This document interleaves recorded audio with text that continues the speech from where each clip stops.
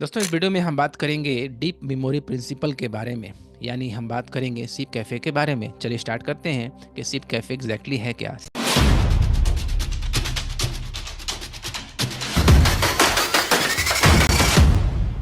SIP cafe basically 8 letter का combination है। SIPCAFEE। आप इसे सिप कैफ़ी भी कह सकते हैं या फिर सिप कॉफ़ी से भी आप इसको याद कर सकते हैं। बेसिकली ये एक्रोनेम है और इसके बारे में हम लोग डिटेल से समझेंगे इस वीडियो में, ताकि आपका पूरा क्लैरिटी आ जाए कि एक्चुअली ये है क्या सिप कैफ़े। और प्रीवियस वीडियो से अब तक आप समझ चुके होंगे कि विजुअलाइजेशन क्या होता है और इमेजिनेशन क्या होती है। इसका यूज़ करके आपने पहले वीडियो में से ही कुछ विजुअलाइजेशन बनाए होंगे, क्लियर। लेकिन जो मैं अब बात करने वाला हूँ वो नेक्स्ट लेवल का है। अगर मैं आपसे कहूँ कि 30 वर्ड्स की लिस्ट याद करनी है तो आप नॉर्मली क्या करेंगे, आप उस वर्ड को लेंगे और एक विजुअलाइजेशन बनाएंगे, क्लियर। शायद आप इसे एक कहानी कह सकते हैं या इमेजिनेशन, विजुअलाइजेशन भी कह सकते हैं। बिल्कुल आप ये कर सकते हैं, लेकिन अगर आप एक सिंपल स्टोरी बनाएंगे तो आप उसे सिर्फ कुछ दिनों तक याद रख सकेंगे, शायद 1 या 2 दिन तक। उसके बाद धीरे धीरे आप उसे भूलने लगेंगे। लेकिन अगर आप डेटा को ज़्यादा समय तक याद रखना चाहते हैं तो आपको एक खास कॉन्सेप्ट का यूज़ करना होगा, जिसे कहते हैं सिप कैफ़े मेमोरी डायनेमिक्स या फिर सिप कैफ़े मेमोरी प्रिंसिपल। जब आप इस कॉन्सेप्ट को विजुअलाइजेशन के दौरान अप्लाई करेंगे तो क्या होगा कि आप वो डेटा बहुत लंबे समय तक स्टोर कर पाएंगे और शायद इसे आप लाइफ टाइम तक भी याद कर सकते हैं। इसलिए इसे लॉन्ग टर्म मेमोरी टेक्निक और लॉन्ग टर्म मेमोरी डायनेमिक्स भी कहा जाता है।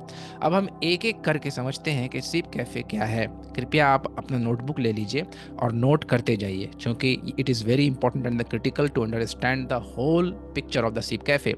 इस विजुअलाइजेशन के बाद मैं आपसे कहूँगा कि एक नया विजुअलाइजेशन बनाइए जिसमें आपको ये सारे कॉन्सेप्ट को, जो भी हम लोग बात करेंगे, उसे अप्लाई करने होंगे, क्लियर है। नोटबुक आपको ले लेना है और लिखना शुरू करना है, राइट। अब मेरे माइंड मैप को आप देखिए, जिसमें मैंने एक एक पॉइंट लिख रखा है, SIPCAFEE। आप इसे सिप कैफे या सिप कॉफी भी कह सकते हैं। अब इसके हर लेटर का मतलब समझते हैं। The first one is senses. जब आप विजुअलाइजेशन क्रिएट करते हैं तो ध्यान रखिए कि सारे सेंसेस का यूज आपने करना है। हमारे पास कितने सेंसेस होते हैं? The first one is vision, यानी देखने का सेंसेस। सेकेंड वन इज आपका हियरिंग है, सुनने का senses. Third one is touch, यानी छूने का सेंसेस होता है। और आपका जो फोर्थ वन है वो स्मेल, यानी सूंघने का सेंसेस हमारे पास होता है। और टेस्ट यानी कि चखने का जो सेंसेस होता है वो हमारे पास होता है। यानी कि टोटल 5 सेंसेस के द्वारा हम इंफॉर्मेशन को कलेक्ट करते हैं। इन सभी सेंसेस को विजुअलाइजेशन में इंक्लूड करना चाहिए, तभी हम इंफॉर्मेशन को लॉन्ग टर्म मेमोरी में ले जा सकेंगे। Let's talk about an example. Himalayan mountain को विजुअलाइज कीजिए। सोचिए आपके मन में कौन सी तस्वीर आ रही है। शायद एक बड़ा पहाड़ बर्फ से ढका हुआ होगा। आप दूसरा सिनेरियो सोचिए, आप हिमालयन माउंटेन के सामने खड़े हैं। अब मुझे बताइए, आप क्या महसूस कर रहे हैं? क्या आप उस ठंडी हवा को महसूस कर रहे हैं? क्या आप उस जगह की आवाज़ सुन पा रहे हैं? क्या आप उस जगह की खुशबू महसूस कर पा रहे हैं? क्या आप बर्फ का स्वाद चख सकते हैं? अगर आप ये सब एक्सपीरियंस कर पा रहे हैं तो इसका मतलब है कि आप अपने ब्रेन को मल्टीपल तरीकों से डेटा दे रहे हैं, जो मेमोरी को और मजबूत बना देगा। अगर आप सोच रहे हैं कि मैं यहाँ बैठे बैठे कैसे सारे सेंसेस का यूज़ कर सकता हूँ, तो चलिए एक और क्विक विजुअलाइजेशन एक्सरसाइज करते हैं, जिससे आपको क्या होगा, पूरा कॉन्सेप्ट क्लियर हो जाएगा कि आप कहीं पर भी और किसी जगह से भी विजुअलाइज कर सकते हैं। बी रेडी, सीधा बैठ जाइए, ठीक है। अपनी आपको रीढ़ की हड्डी यानी स्पाइन को क्या करना है, सीधा रखना है। आंखें बंद कर लीजिए और एक गहरी सांस लीजिए, ठीक है। डीप ब्रीथ, ब्रीथ इन, ब्रीथ आउट, ठीक है। गहरी सांस लीजिए और सांस को फिर बाहर छोड़िए। फिर से एक बार और आपने गहरी सांस लेना है और उसे बाहर छोड़ना है, क्लियर है। अब विजुअलाइज कीजिए कि आप अपने किचन में इंटर हो रहे हैं। आपने विजुअलाइज करना है। आंख आपने बंद कर ली है और आप टोटली विजुअलाइज करेंगे, ठीक है। आप अपने किचन में इंटर हो रहे हैं। आप देख रहे हैं कि एक रेफ्रिजरेटर सामने है। अब उस रेफ्रिजरेटर के पास आप जा रहे हैं और उसका दरवाजा आप खोल रहे हैं। अंदर एक ताज़ा नींबू यानी लेमन पड़ा है। आप उस नींबू को उठाते हैं, फ्रिज का दरवाजा बंद कर देते हैं। अब आप चाकू यानी नाइफ ढूंढ रहे हैं और आपको मालूम है कि चाकू कहाँ पर है, ठीक है। आप नॉर्मली नाइफ उठाते हैं और अब इस लेमन को 2 हिस्सों में काट देते हैं। ठीक है, अब नाइफ को वापस उसी जगह पर आपने रख देना है। अब विजुअलाइजेशन कर रहे हैं, ध्यान रखिएगा। ठीक है, आंखें आपको क्लोज रखनी है और ध्यान से सारा को अपने पिक्चर को आपको एज्यूम करना है। अब आधा लेमन आपने राइट हाथ में उठाना है और ध्यान से देखना है। इसके अंदर आपको कुछ बीज दिखाई देंगे, ध्यान से देखिए, आपको कुछ बीज दिखाई दे रहे होंगे। फिर देखिए कि लेमन का जूस निकल रहा है।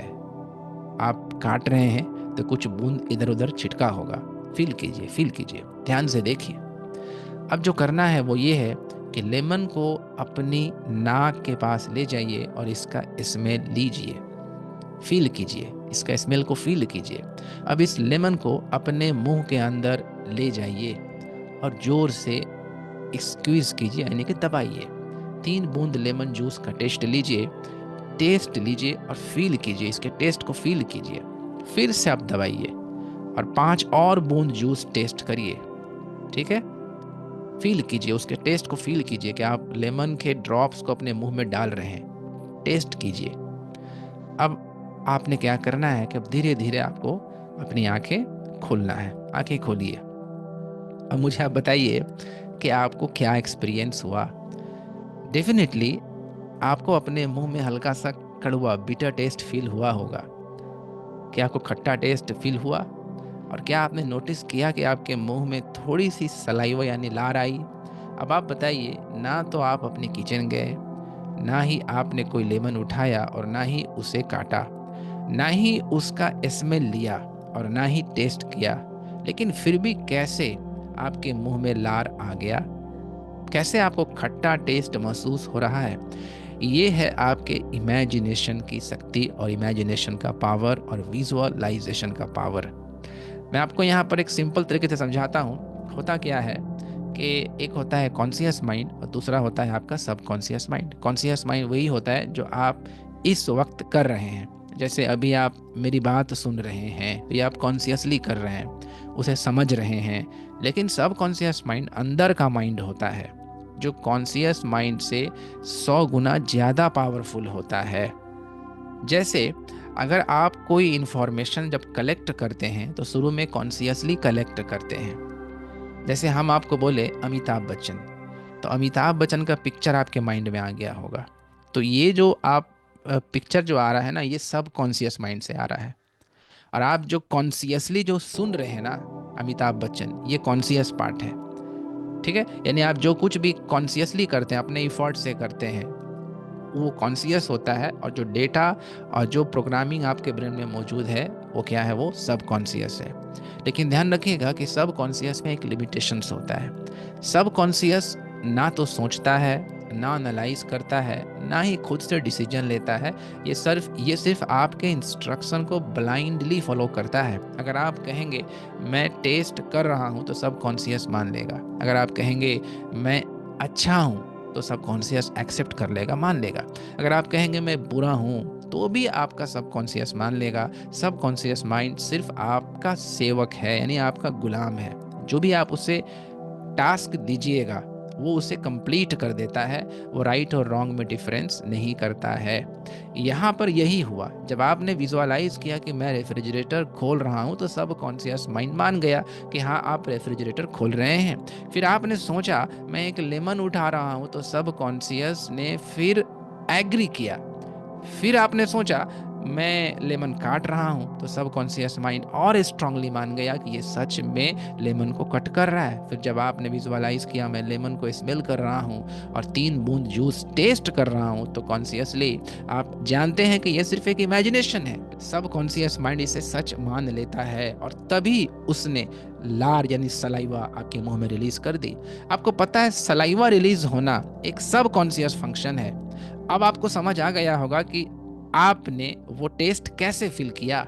ये क्लियरली दिखाता है कि आप जहां भी बैठे हो आप विजुअलाइजेशन कर सकते हो। आप अपनी सेंसेस का यूज कर सकते हो जब भी आप विजुअलाइजेशन क्रिएट करते हैं। जितनी ज्यादा सेंसेस का आप यूज करेंगे उतना ही स्ट्रांग डेटा आपके ब्रेन में स्टोर होगा तो बिनिंग सीप कैफे का जो पहला लेटर है एस, वो है एस फॉर सेंसेस। और यहाँ पर आपको क्या करना है कि जब भी आप विजुअलाइजेशन करेंगे तो सारे सेंसेस को यूज करेंगे, विजुअलाइज करेंगे, फील करेंगे। तो इससे क्या होगा, डेटा आपके लॉन्ग टर्म मेमोरी में स्टोर होगा और आप लाइफ टाइम तक याद कर सकेंगे।